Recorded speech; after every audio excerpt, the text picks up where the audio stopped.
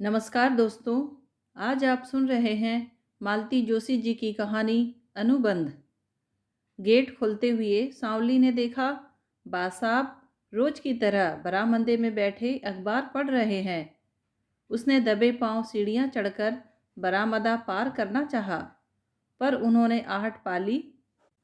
आ गई बेटा। अखबार परे करके उन्होंने स्नेहसित स्वर में स्वागत किया। हाँ बासाब, सांवली ने संक्षिप्त सा उत्तर दिया और भीतर खिसक ली। रुक जाती तो पूरा आधा घंटा बर्बाद होता। अखबार की पूरी खबरें सुनने के बाद ही उसे छुट्टी मिलती। बासाब को अकेले पेपर पढ़ने में मज़ा नहीं आता, सामने कोई सुनने वाला भी चाहिए। सांवली बड़ी तेजी से भीतर गई थी, पर दूसरे ही क्षण लौट आई। बासाब, आज आपने नाश्ता किया? किया तो था शायद। किया था तो प्लेट कहाँ है? वहाँ तो सिर्फ रात के खाने भर के बर्तन रखे हैं। तू क्या रोज बर्तन गिनकर मांजती है? गिनती के तो बर्तन निकलते हैं, अलग से थोड़ी ही गिनती हूँ। एक भी कम हो तो पकड़ में आ जाता है। बासाब खिसियानी सी हंसी हंस दिए। तू तो पूरी जासूस है रे। पुलिस में भर्ती हो जा। बर्तन मांजकर जिंदगी खराब क्यों कर रही है? पहले ये बताओ, नाश्ता क्यों नहीं किया? तबीयत तो ठीक है? तबीयत तो ठीक है बाबा। वो क्या हुआ कि कल डबल रोटी लाना भूल गया। सोचा रात की रोटियां हैं, अचार के साथ दूध के साथ खा लूँगा। फिर फिर क्या? खाने बैठा तो खाया ही नहीं गया। लगा कि विभू की माँ डांट रही है, कह रही है कि बासी रोटी क्यों खा रहे हो। ठीक ही तो कह रही थी। आज तक बासी रोटी खाई है कभी? अब पहले सा क्या रह गया है रे? अपनी आदत तो बदलनी ही पड़ेगी। नाश्ता नहीं किया मतलब अब तक गोलियां भी नहीं ली होगी। मैं आपके हाथ जोड़ती हूँ बा साहब, बीमार पड़कर मुझे आफत में मत डालो। मेरे पास बिल्कुल टेम नहीं है। बा साहब चुप बने रहे। आप अखबार पढ़ो, तब तक मैं पोहा बनाकर लाती हूँ। बा साहब ने कहना चाहा कि अब नाश्ता रहने दे, सीधे खाना ही खा लूँगा, पर वे चुप रहे। जानते थे कि नहीं मानेगी। कभी कभी तो लगता है कि इसमें विभू की माँ उतर आती है। ऐसी जिद करती है कि आदमी पार नहीं पा सकता। बासाब, सांवली फिर दरवाजे में प्रकट हो गई थी। यह तो बताओ कि इतनी रोटी बची कैसे? गिनती की तो बनाती हूँ, उनमें से भी छोड़ देते हो। देवी, उन्होंने हाथ जोड़कर कहा, अब तू जाकर कुछ बनाएगी भी या भाषण ही देती रहेगी? सांवली मुस्कुराती हुई भीतर चली आई। भूख तो लगी है, यूं ही मन को मारे बैठे रहते हैं। उसने फटाफट सारी तैयारी की। प्याज, हरी मिर्च, हरा धनिया काटा, पोहे धोकर चलनी में रखे और कढ़ाई चढ़ा दी। भीगे हुए पोहों पर शक्कर, नमक, मिर्च, हल्दी बुरकने के प्रयास में जैसे ही लाल मिर्च का चम्मच उठाया, उसका हाथ रुक गया। लगा जैसे माँ साहब डांट रही है। छोरी, कितनी मिर्च भसक रही है? उनके पेट में आग लगा देगी क्या? जानती है ना, जरा से में उन्हें आग हो जाती है। सांवली मन ही मन मुस्कुरा दी। माँ साहब सिर्फ बा साहब को ही डांटती है, ऐसा नहीं है। सांवली को भी नहीं बख्शती। रसोई से उठती सुगंध बा साहब को भीतर खींच लाई। दो चार कौर खाते ही उनकी आत्मा तृप्त हो गई। चेहरे पर परितृप्ति सी छलकने लगी। सांवली, तेरे हाथ में तो बिल्कुल उसके जैसा स्वाद है रे। उन्हीं से तो सीखी हूँ बा साहब। विभू की बहू पोहा कैसे बनाती है पता है? सांवली को सब पता है, बीसियों बार तो सुन चुकी है, लेकिन हर बार नए सिरे से सुनना ही पड़ता है। अरे, हल्दी कुंकू जैसा तो नमक मिर्च छिड़कती है, तेल तो कहीं नज़र नहीं आता। पता नहीं पानी में छोंकती है कि क्या करती है। ऊपर से खूब धनिया और खोपरा सजा देगी। अरे, उससे कहीं स्वाद आता है? भीतर तो भूसा ही है ना।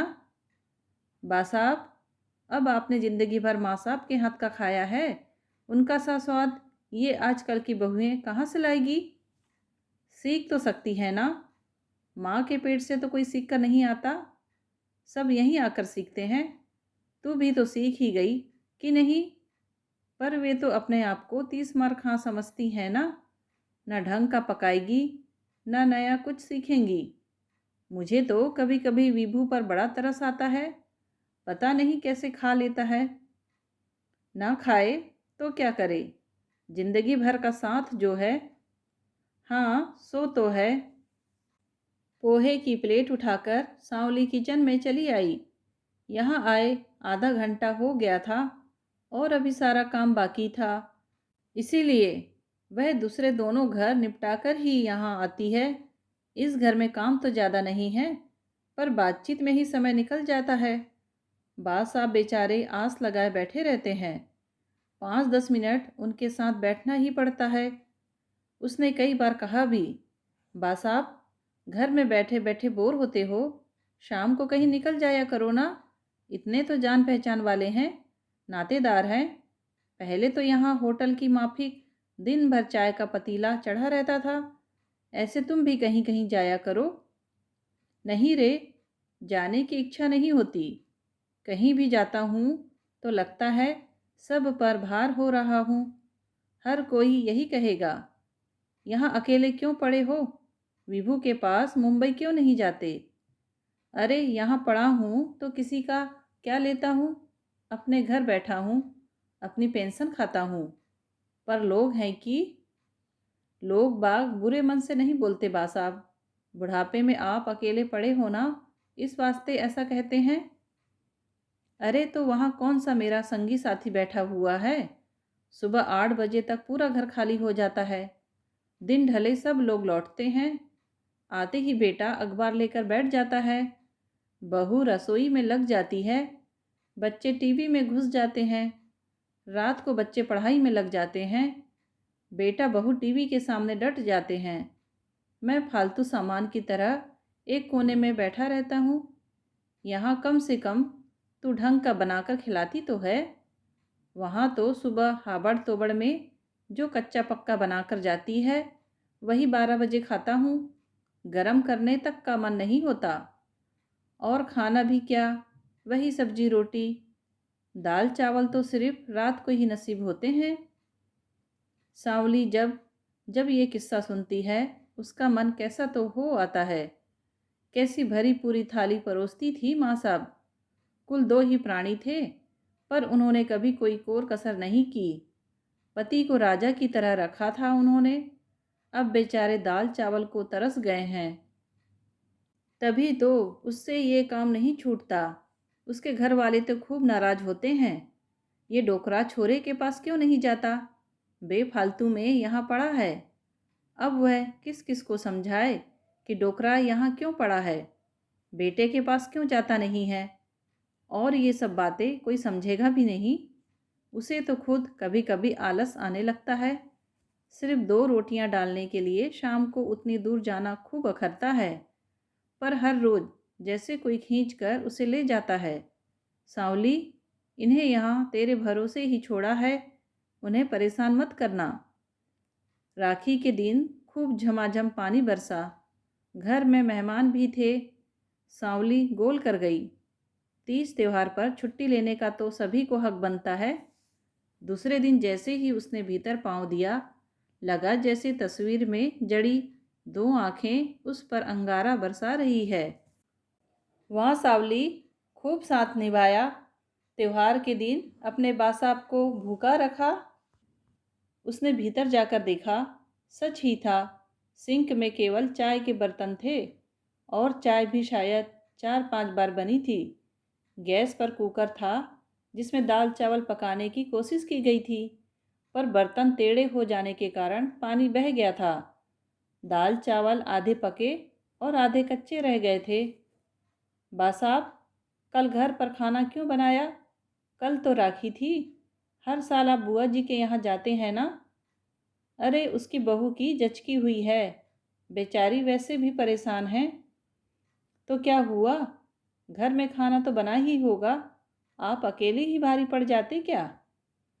शाम को राखी बंधवाने गया था, तब वहीं से खाकर आया था। वाह! राखी के दिन भाई को खाना खिला दिया तो जैसे बहुत बड़ा एहसान कर दिया। राखी बंधाई का कड़कदार नोट भी तो मिला होगा।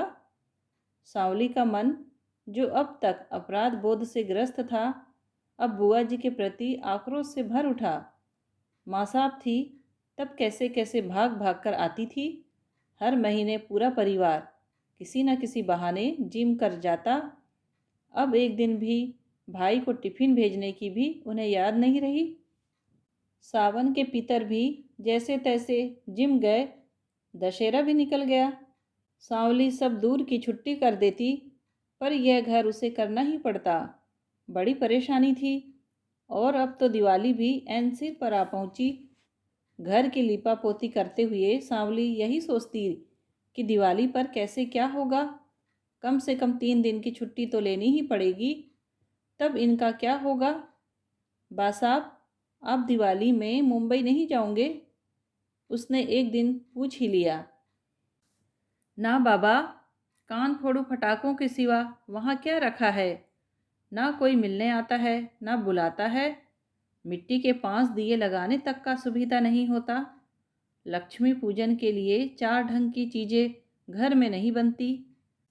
एक बार हम दोनों गए थे ना, तब देखा, न बहू ने कुछ बनाया न इसे बनाने दिया। वहाँ तो सब दिन एक समान है, किसी में कोई उत्साह ही नहीं है। बा साहब, लोग तो कहते हैं कि बम्बई की सी दिवाली कहीं नहीं होती। पगली, मैं तो अपने घर की बात कर रहा था। पूरी बम्बई से मुझे क्या लेना देना है? तो उन्हीं लोगों को यहाँ बुला लो ना, रौनक हो जाएगी। बुला लूँगा, तू कहती है तो कल ही फ़ोन कर दूँगा। छुट्टी मिलेगी तो आ भी जाएंगे। पर जब भी आते हैं, दोनों पैसे का रोना रोते हुए ही आते हैं। मन खराब हो जाता है। लगता है बच्चों को नाहक तकलीफ़ दी। डरते होंगे आप कहीं उनसे मांग ना ले। अरे, मैं क्या मांगने लगा? उल्टा जाते समय कुछ ना कुछ देता ही हूँ। पर वो रोने की आदत पड़ी हुई है। इसीलिए सोचता हूँ, जो जहाँ है खुश बना रहे। तुम अपने घर में खुश, हम अपने घर में खुश। सांवली सोच में पड़ गई। अब अपनी बात कहे तो कैसे कहे? क्या सोचने लगी सांवली? मैं सोच रही थी, 4 दिन आप कहीं चले जाते या भाभी जी आ जाती। क्यों? दिवाली पे मैं 4 दिन की छुट्टी लूँगी बा साहब। मानपुर जाना है, माँ ने संदेशा भेजा है। अरे, तो जाना, माँ के पास जा रही है, पूरा हफ्ता रह कर आ। मेरी फिक्र मत कर, मैं सब संभाल लूँगा। बस मुझे ठीक से कुकर लगाना सिखा दे। 2-4 तरह के अचार की शीशियाँ ले आऊँगा। डबल रोटी तो रोज़ लेता ही हूँ। फिर शहर में जो इतने सारे होटल हैं, वे किस दिन काम आएंगे? त्योहार में आप डबल रोटी खाओ या होटल में जाओ, यह अच्छा तो नहीं लगता ना। देख बेटा, इस बार बासाब की आवाज़ बदली हुई थी। जाने को तो मैं कहीं भी चला जाऊंगा, पूरे हिंदुस्तान में मेरे रिश्तेदार भरे पड़े हैं, पर यह साल भर का त्यौहार है। ऐसे में इसे सूने घर में अकेली छोड़कर कैसे जा पाऊंगा? बच्चे आए या ना आए, मैं तो इसी घर में दिवाली मनाऊंगा। यहीं उसकी तस्वीर के सामने लक्ष्मी पूजन करूंगा। मुझे तो कभी ढंग से पूजा करना आया ही नहीं। वही बगल में बैठकर एक एक चीज़ पकड़ाती जाती थी, बताती जाती थी कि कब क्या करना है, कैसे करना है। अब भी वही करवाएगी। सांवली की आंखें अनायास ही ऊपर को उठ गई। लगा कि तस्वीर में जड़ी उन आँखों में एक याचना है, मनुहार है। ज़्यादा देर तक वह उन आँखों में झांक ना सकी। उसने नज़रें झुका ली, पर वह समझ गई कि उसकी छुट्टी मंजूर होने का कोई उपाय नहीं है। उसकी मुक्ति असंभव है। उसे तो त्यौहार में भी यहाँ ज़रूर आना है और घर के मालिक को पूड़ी पकवान बनाकर खिलाना है। जाते हुए एक बार फिर उसकी आंखें तस्वीर से टकराई। पर इस बार उन आँखों से कृतज्ञता छलकी पड़ रही थी। दोस्तों, कहानी सुनने के लिए आपका धन्यवाद।